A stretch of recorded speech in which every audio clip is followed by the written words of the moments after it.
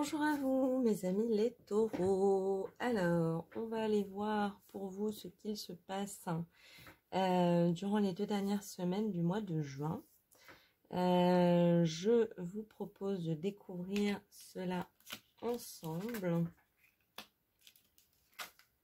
On a le 7 de bâton, le 4 de pentacle et la tempérance. Ok. Waouh. Et le lion. Ok, bah c'est ce que j'allais dire, hein, ouais. On a une énergie très zen, mais en même temps très sûre d'elle-même. Donc, ce que j'ai envie de dire pour vous, mes amis taureaux, sur ces 2 dernières semaines du mois de juin, c'est que ça risque d'être 2 semaines un petit peu introspectives, un petit peu dans la solitude. Mais pas forcément une mauvaise solitude. Ça peut tout à fait être une solitude choisie. Mais en tout cas, ça va être 2 semaines de réflexion. Vous avez besoin de peser le pour et le contre. Vous avez besoin de déterminer qu'est-ce qui vous appartient et qu'est-ce qui ne vous appartient pas. Parce que ce qui nous appartient est une force. Et quand on garde pour nous des choses qui ne nous appartiennent pas, ça nous affaiblit. Donc c'est intéressant de faire ce distinguo. Il se peut pour certains d'entre vous, certaines d'entre vous, que vous et l'un de vos proches vous fassiez un petit peu la tête. Ça peut être une sœur, ça peut être une meilleure amie, ça peut être un meilleur ami. Mais il y a un peu cette idée de je me détourne de quelqu'un qui d'habitude m'apporte beaucoup de bien parce que j'ai besoin de réfléchir un petit peu par moi-même.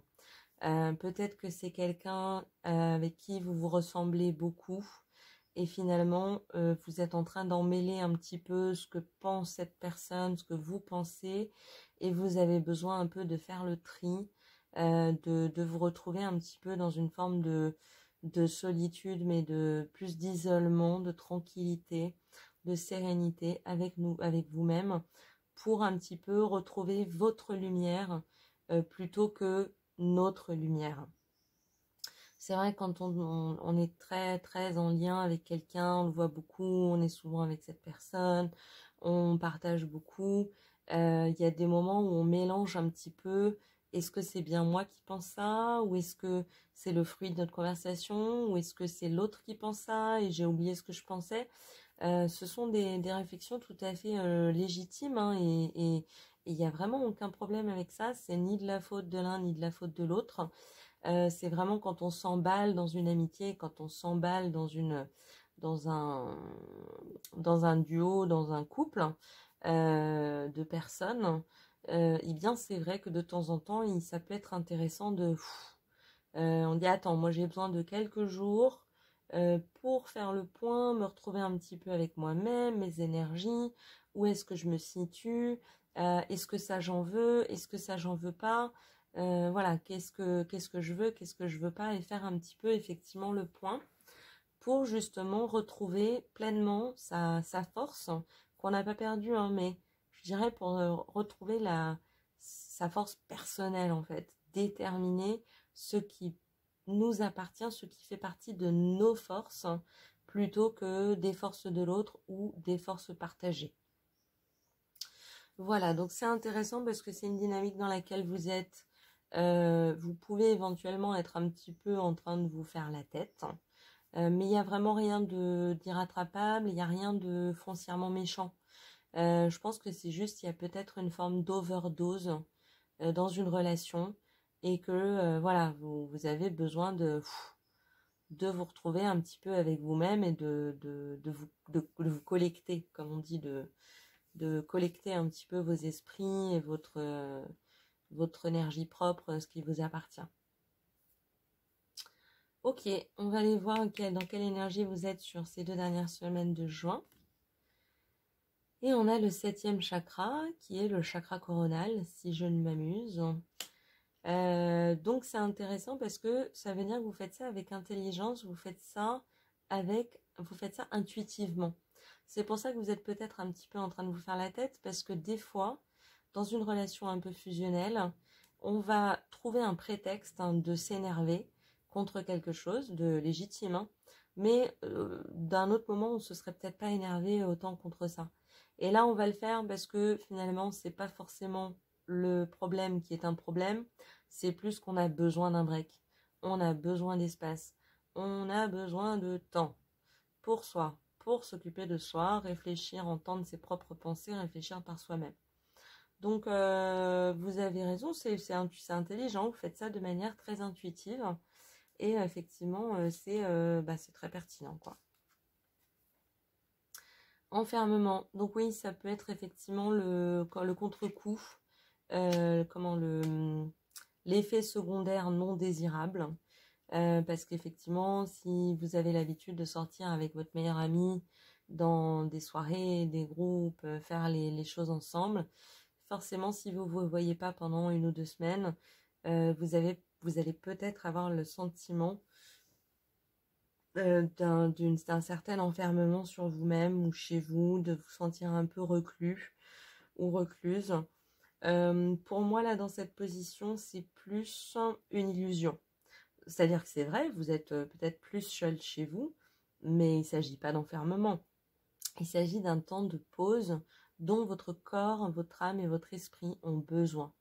Donc, essayez de ne pas le voir comme je suis rejetée, je suis enfermée toute seule chez moi, mais plutôt comme ok, j'avais besoin d'un temps pour moi, j'ai peut-être pas su le trouver par moi-même, donc l'univers m'a envoyé une bonne raison de le faire.